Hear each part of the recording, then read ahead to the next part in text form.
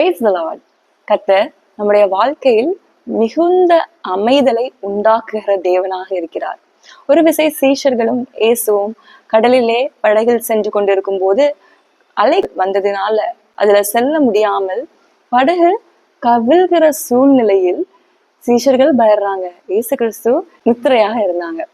அப்போ சீஷர்கள் எல்லாம் பயப்படுறாங்க. ஐயோ, நம்ம மடிய போறோமே, எங்களை காப்பாற்றுங்க ஆண்டவரே அப்படின்னு கதறி அழும்போது கர்த்தராகிய இயேசு கிறிஸ்து எழுந்து கேட்கிறாங்க, அற்ப விசுவாசிகளை ஏன் பயப்படுறீங்க அப்படின்னு கேட்டு காற்றையும் கடலையும் பார்த்து அதட்டினார்.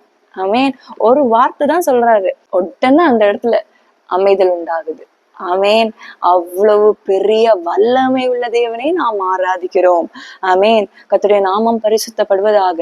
நம்முடைய வாழ்க்கையிலும் கூட சில நேரம் மிகுந்த அலைகளினால நம்ம மடிந்து போகிற மாதிரி சூழ்நிலை இருக்கலாம். நம்ம என்ன பண்ண போறோம் அப்படிங்கிற அநேக குழப்பங்கள் நமக்கு இருக்கலாம்.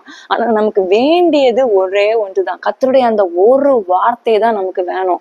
கர்த்தர் ஒரு வார்த்தை சொன்னார் என்றால் நம்முடைய வாழ்க்கையில பெரிய அலைகளினால் நான் மூழ்கிருவேன்னு நினைக்கிற அந்த காரியத்துல எதற்கு நீங்க கண்ணீர் விட்டு கொண்டு இருக்கீங்களோ, இந்த சூழ்நிலை எனக்கு வாழ்க்கையை விட்டு மாறாதுன்னு நீங்க நினைக்கிற காரியத்துல தேவன் ஒரு வார்த்தையை சொல்வார் என்றால் உங்களுடைய வாழ்க்கையில மிகுந்த அமைதல் உண்டாகும். நீங்க அழுது கொண்டிருக்கிறது நின்று விடும், முடிந்து விடும். நீங்க புலம்புகிற அனுபவம் முடிந்து விடும்.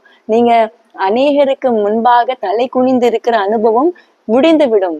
ஏனென்றால் கர்த்தர் மிகுந்த அமைதலை அவர் உண்டாக்கி விடுவார். இந்த நாள்லயும் கர்த்தாவே எனக்கு சூழ்நிலையில நீங்க ஒரு வார்த்தையை சொல்லுங்கன்னு ஜெபிப்போம். கர்த்தர் உங்களுடைய வாழ்க்கையில நிச்சயமாக மிகுந்த அமைதலை உண்டாக்கி சந்தோஷத்திற்குள்ளாடியும் சமாதானக்குள்ளாடியும் ஆவிக்குரிய வளர்ச்சிக்குள்ளாடியும் உங்களை நடத்துவாராக. கர்த்தர் இந்த வார்த்தையில் நான் உங்களை ஆசீர்வதிப்பார். God bless you all.